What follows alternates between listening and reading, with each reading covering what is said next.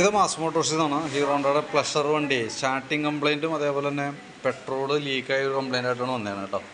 നിലവിൽ സ്റ്റാർട്ടിങ് സംബന്ധമായിട്ടുള്ള കംപ്ലയിൻറ്റ് സെൽഫിൽ വണ്ടി സ്റ്റാർട്ടാവാൻ ബുദ്ധിമുട്ടാണ്.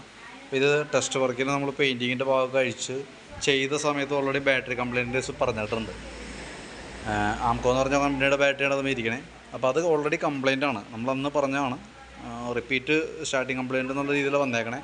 നമ്മൾ വീണ്ടും ഇപ്പോഴും ചെക്ക് ചെയ്തു, ബാറ്ററി ചാർജ് ചെയ്തു. നമ്മൾ വയ്ക്കുമ്പോൾ 2-3 പ്രാവശ്യം ക്ലിയറായിട്ട് അടിക്കും.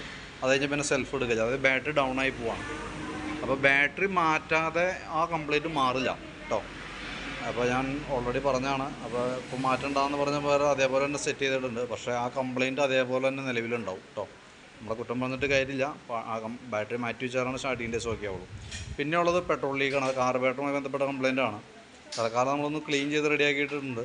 പക്ഷേ അതുകൊണ്ട് 100% ക്ലിയർ ആയിട്ടുണ്ടെന്ന് നമുക്ക് പറയാൻ പറ്റില്ല. ഇപ്പോൾ ഓക്കെയാണ്, പ്രശ്നമൊന്നുമില്ല. പക്ഷേ ഇപ്പോഴത്തെ പെട്രോൾ എന്ന് പറഞ്ഞാൽ E20 പെട്രോളാണ്. അത് യൂസ് ചെയ്യും ഒട്ടുമിക്ക വണ്ടിയുടെയും കാർബറേറ്റർ കംപ്ലയിൻ്റ് ഉണ്ട്. അപ്പോൾ റിപ്പീറ്റ് കംപ്ലയിൻറ്റ് കാണിച്ചാൽ ഇനി അഥവാ പൈസ മുടക്കണതിൽ കഥയില്ല, മാറ്റി പുതിയത് വയ്ക്കുക. അതാണ് അതിൻ്റെ ഒരു പരിഹാര മാർഗ്ഗം കേട്ടോ. 2 കേസും അറിഞ്ഞിരിക്കുക. 2 ഐറ്റംസും കംപ്ലയിൻ്റ് ആണ്. കാർബറേറ്ററും കംപ്ലയിൻ്റ് ഉണ്ട്, ബാറ്ററിയും കംപ്ലയിൻ്റ് ആണ്. ബാറ്ററി കംപ്ലയിൻ്റ് എന്ന് പറഞ്ഞാൽ സെൽഫ് എടുക്കാനായിട്ട് ഇപ്പോൾ ഒന്നടിച്ച വണ്ടി സ്റ്റാർട്ടാവില്ല. ആ ഒരു അവസ്ഥയിലാണ് നിൽക്കണേ. ബാറ്ററി കംപ്ലയിൻ്റ് ആണ്.